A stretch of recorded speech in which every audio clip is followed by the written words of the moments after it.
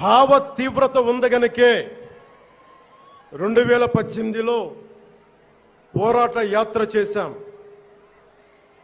ఓటమి భయం లేదు కాబట్టే 2019లో పోటీ చేశాం.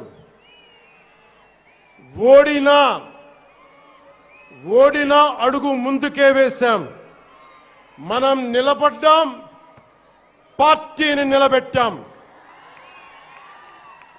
మనం నిలదొక్కుకున్నాం. మనం నిలదొక్కుకోవటమే కాకుండా 4 దశాబ్దాల టీడీపీ పార్టీని కూడా నిలబెట్టాం.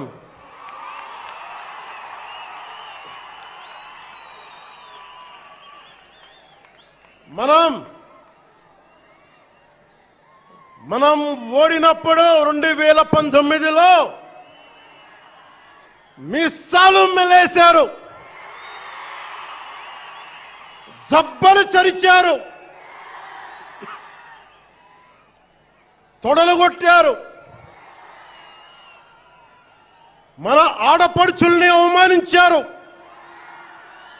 ప్రజల్ని నిరంతరం హింసించారు. ఇదే న్యాయమని మన నాయకులు, మన జన సైనికులు, మన వీర మహిళలు అందరూ అడిగితే, గొంతెత్తితే వారిపైన కేసులు పెట్టారు.